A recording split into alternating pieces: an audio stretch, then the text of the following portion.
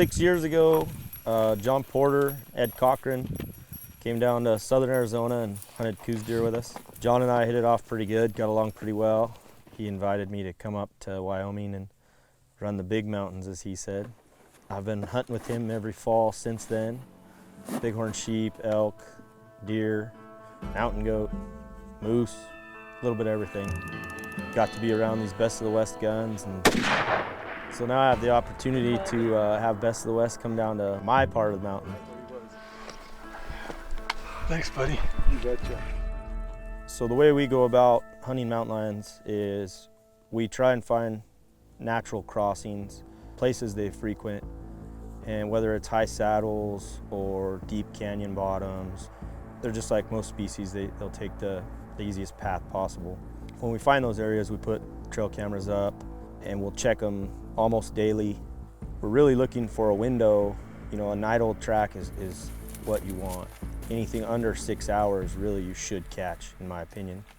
10 to 12 hours, you know, they can go a long ways in a night. Anything over that, a day and a half, unless they make a kill somewhere and lay up, you know, your chances are pretty slim, but you can get a direction on where they're going. And once you have that direction, you know, you can guess and try and outthink them, get in front of them if you know the way they travel and where they go. You know, trail cameras are a great tool for us just because we're able to pattern these cats, and lions are extremely territorial. Toms will scratch and mark their territory. Those markers tell us, you know, okay, there's a big tom in this area, or there's not a big tom or a small tom, or whether there's multiple toms in the area. A lot of times they'll scratch in the same areas over the years. Like, you can kill one lion out and you go back a month later and there's 2 more toms scratching in the same spot the other one was. The thrill of the hunt is not knowing when and where it's going to happen. Each hunt comes with its own unique set of challenges, whether it be difficult terrain, tired dogs, high temperatures, rain washing away the scent trail, or wind blowing away the scent trail. Dry ground lion hunting is most often an uphill battle. This week, we're privileged to be following Matt Janes as he runs the High Desert Gauntlet in pursuit of mountain lion and javelina with our friends at HD Trophy Hunts. Down here, dry trail, it's not like hunting cats and bears in the snow. It's a whole different gig. We were after an adult tom. I've killed lions in other states in the snow. And I've run dogs with Mike before for bear, dry ground. Great time. We run mules and check trail cameras, and you're looking for a tom who's, you know, past trail cam and, you know, hopefully 12 hours or less. We had some trouble with the weather, you know. Some rain came in, the wind came in. So it's difficult, you know, day after day after day, checking cameras. But, you know, eventually it's gonna pay out. You have to kind of get over the fact that, you know, it's not about you. This is the relationship with the houndsmen and the hounds and the mules and the work that they put in all year long. And, you know, the superstars of these deals are the hounds. I'm just a fortunate guy that gets to go along and see cool places, the sights and the smells. I've hunted a lot down in southern Arizona for Coues deer and bear and now lion, and that was the thing when Mike called me to come down here and hunt for lion. I was like, shoot, sign me up, I'm ready to go. Most people think hunting behind a pack of hounds is easy, and I would say I'd challenge you because it's never easy. And people think, oh, you just turn a dog loose and they're gonna go catch something. Well, they might go catch something, but it might be a javelina, a coatimundi, ringtail cat, you know, a fox, bobcat, coyote, who knows? And to me, that's the biggest misunderstanding between houndsmen and non-houndsmen is that it's easy, and it's not easy. It takes a lot of work. And also, the dogs don't affect other game near as much as people think. We've trailed right by bucks this week. You know, we've trailed right by pigs. We've rode right by numerous, you know, herds of deer. People think, oh, somebody ran a hound through that canyon and blew everything out of the canyon. That's not the case most of the time. And it's difficult to train a dog from puppy to finished dog is a process that takes years. It's not an overnight thing. Unless a guy goes out and buys an entire pack of dogs, you know, you can't just go buy a dog and do it. When the Best of the West returns, the guys take a break from chasing lions to blow a little smoke at some javelinas. Keep it right here on your Long Range Hunting Authority.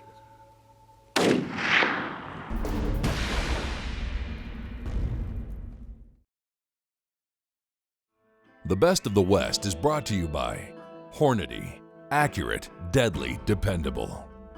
Zeiss spotting scopes and range-finding binoculars. Huntin' Fool. The Best of the West shooting systems. Defiance Custom Actions. The Wild Sheep Foundation. Huskama Optics and LongRangeStore.com.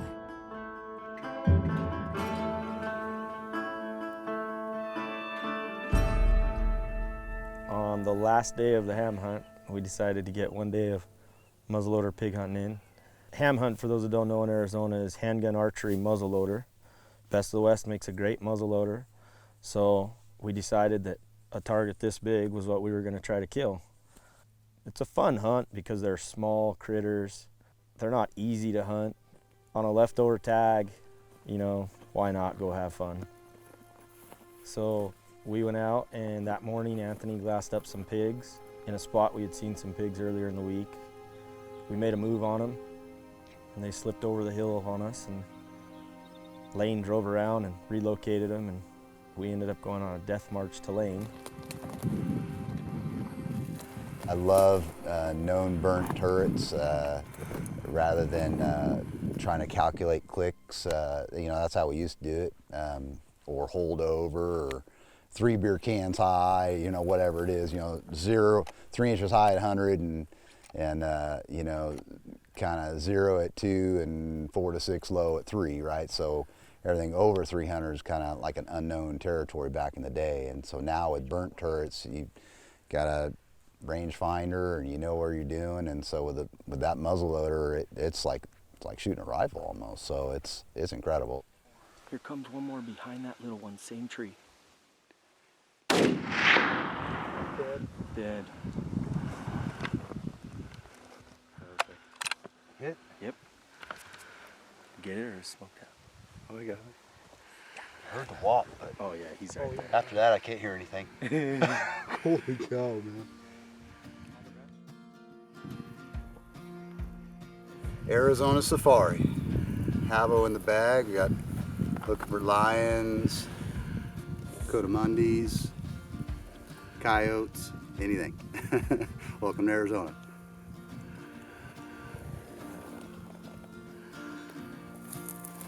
Look at the hole. The heart is hanging out of the hole. That afternoon, we went back out. We were able to relocate some pigs, possibly the same herd, we're not sure, but not very far away. And I was able to take one myself. Even though javelina tags are easy to come by, they can make for a challenging hunt. Standing at only 2 feet tall, they can disappear in an instant. After picking the hillside apart, a lone javelina is found within range.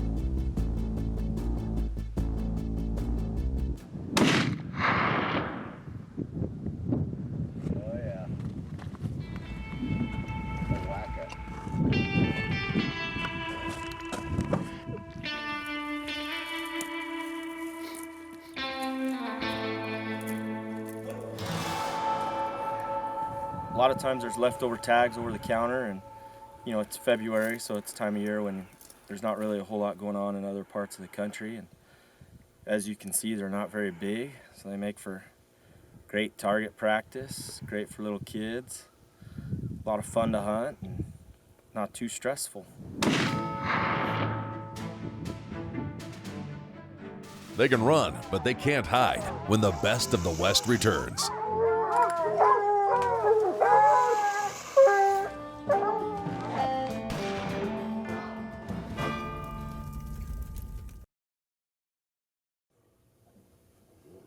To me, hunting with dogs is more fun when you catch something and watch a young dog grow and excel, and you get to see that light bulb go off in their head. And sometimes it's a slow process, and it just kind of, it's like a dimmer switch where it just gets brighter and brighter, and then sometimes it just goes off overnight. That's my favorite part about hound hunting, is watching those young dogs figure it out and click. It's not about the kill to me, it's about the chase and the hunt, figuring out lions, figuring out where bears are, and watching dogs grow and excel, and I don't really know any other way of life. We went down and checked a bunch of cameras, and a tom had crossed a day and a half before us, but it had been rained on, so we couldn't do anything with it. And so we're headed back into town, and I got a text from my buddy Chad that said, "Hey, I got a lion track." We hauled tail around to where he was and dumped the dogs into his bird dog.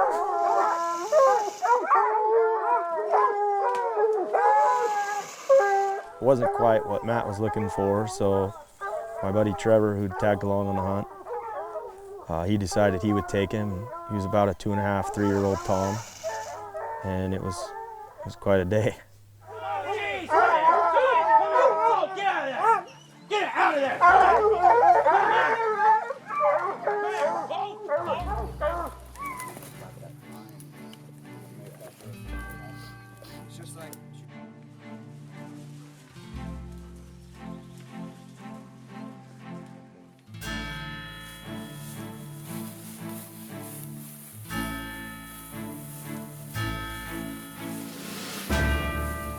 I booked a one-way airfare to basically come down, and I didn't want to have the pressure of not knowing when I was going to come home, but I did know I was going to have to come home by the end of February. And so we had decided that today was going to be our last day, and probably the most memorable one for me too.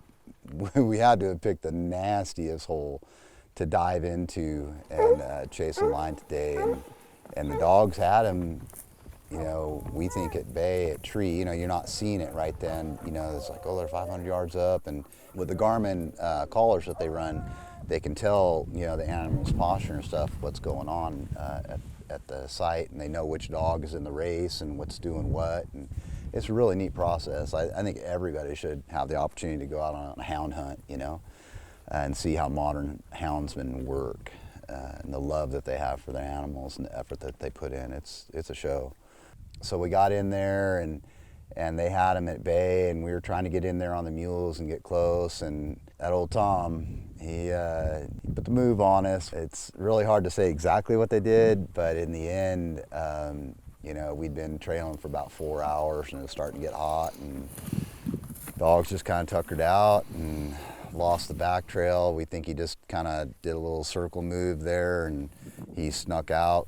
They had him in a tree once, and then he went down a hole and must have blown out of the hole, and they lost him and got tuckered out. So, but we gave it the old college try. We put in everything, you know. It's like you know, when you come out of here, you've got some scratches. I got a couple on the face today. You get slapped with some Alcatia, and the other day I caught like a cat claw crawled across my face, and so you're gonna bleed down here, but it's worth it. We described it today as, you know, the thrill of victory and the agony of defeat, because like your highs and lows, when those dogs peel out and there's like roar, roar, you know, it's just like, oh yes, and then oh, we lost them. It's like, it's just hunting, you know. So it's not killing, it's just hunting. I mean, that's the breaks in lion hunting. Sometimes, you know, you can get it done, and sometimes lions win. It's not always easy. Being a houndsman is a way of life. You can't let your dog sit. You know, it's constant maintenance every single day. You've got to feed them, you've got to water them, you've got to take care of them. They are your children in a way. You know, they can't do any of that for themselves. The Best of the West film producer, Terrence, he's he's got to leave to go film another hunt. So he's going to leave us some camera equipment, which I think is crazy. And we're going to see if we can't put another lion up and see if we can get the job done.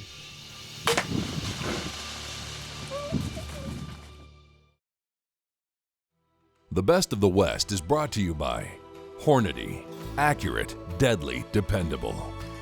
Zeiss spotting scopes and range-finding binoculars. Huntin' Fool. The Best of the West shooting systems. Defiance Custom Actions. The Wild Sheep Foundation. Husqvarna Optics and LongRangeStore.com. For information about hunting with HD Trophy Hunts, please contact Mike Harris at 520-840-5252 or email at hdtrophyhunts@gmail.com. For more information about the products and gear used on today's show, please visit LongRangeStore.com or call 1-866-754-7618.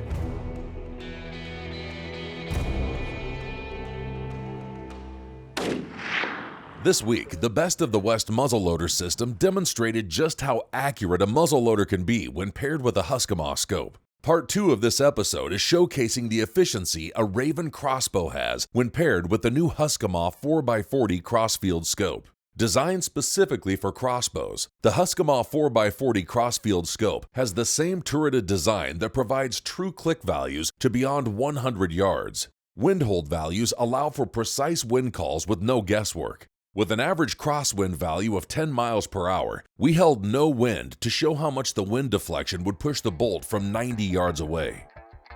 6 inches of wind drift, which translates to 1 hash mark to the right, with the same wind call and now holding for wind.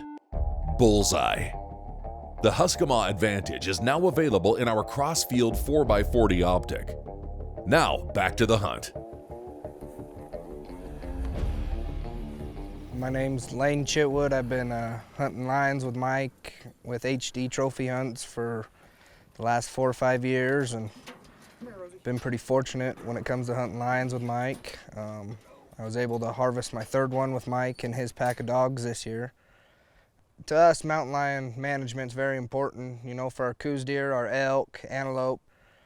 I've been very fortunate to hunt them, and we love it. You know, it's great to be around the dogs and with Mike and great people. But in our opinion, it's very important to harvest and control the population of these mountain lions down there where they're so heavily populated. You know, they say they kill a deer a week. And the lion hunt, in my opinion, is probably one of the best, getting to watch the dogs work, being up close and personal with the lions, you know, up within 20 yards, 10 feet really, you know, getting to see what they do, where they live in the rocks, how they can travel. You know, it's not all about killing them, it's watching the dogs work, it's watching, you know, you got to get there. Just because the dogs catch it doesn't mean it's game over. You know, you still got to get there to kill it. It was kind of an eventful morning, not planning on really going to kill anything. We were going to check cameras from a previous hunt with Matt, and just so happens we stumbled on a fresh track and scratch, and, you know, it was game on from there. That morning we dumped dogs out, and you know, a lot of the young dogs took off like they were on something. The older dogs weren't real game about it, and we weren't real confident that it was that fresh, and ended up we got, I don't know, about 7 miles from the truck and ended up catching up to the lion, and we got up to the tree and we took a lot of footage of the lion, debating on if we wanted to kill it or not because it was hot. It was the middle of March, and you know, but we'd packed the crossbow and camera all the way up there, so we figured why not, you know, even though we were 7 miles from the truck. We had dogs climbing the tree, falling out of the tree, rolling down the hill all the way to the bottom, and it was pretty interesting. And you know, we had the lion caught. We weren't sure still if we wanted to shoot him or not, and we were in fear of overheating dogs, us in a bad spot. Once we decided to take this lion, we cranked back the Raven crossbow with the Best of the West optic on it, and I made a precision shot, and the lion, you know, was game over from there. Whenever you're ready. You ready? Yep.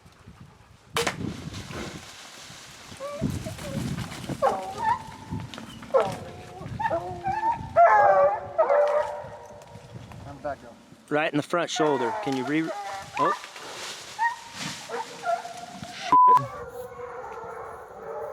And once that lion hit the ground, all reality set in, and we realized it was 11 o'clock in the morning, and it was over 85 degrees, and dogs were hot, we were hot, had no water.